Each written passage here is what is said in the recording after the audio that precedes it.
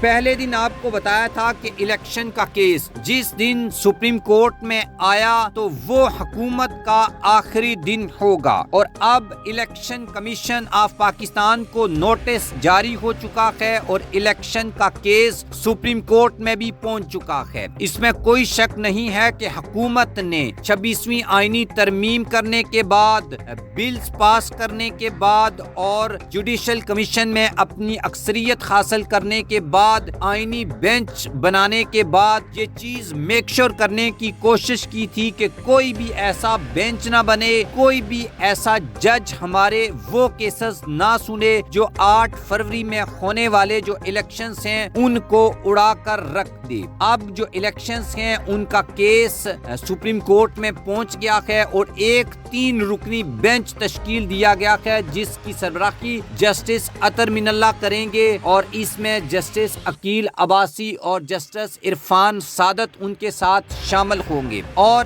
حکومت جو ہے وہ میں ممبر ججز ہیں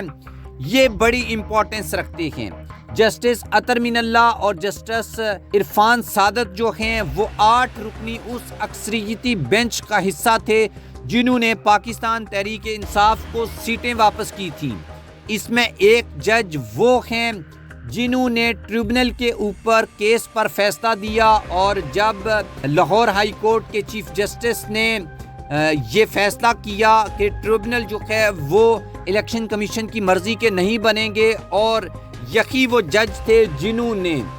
پہلی بار اس وقت کے چیف جسٹس قاضی فائز عیسیٰ کے خلاف جو ہے وہ فیصلہ دیا، یا مطلب ان سے اختلاف کیا اور یہ کہا کہ اگر میں لاہور ہائی کورٹ کا چیف جسٹس ہوتا تو بالکل وہی فیصلہ کرتا جو جسٹس ملک شہزاد جو ہیں انہوں نے کیا ہے۔ اب یہ کیس کون سا ہے جس کا اتنا زیادہ جو ہے وہ میڈیا میں بھی چل رہا ہے، اور ہر طرف جو ہے وہ 20 نومبر کو سپریم کورٹ آف پاکستان میں لگ چکا ہے، اور 3 جو ججز ہیں یا 3 رکنی جو بینچ ہے اس کی سماعت کرے گا۔ تینوں جو ججز ہیں ان کے بارے میں نے آپ کو بتا دیا ہے۔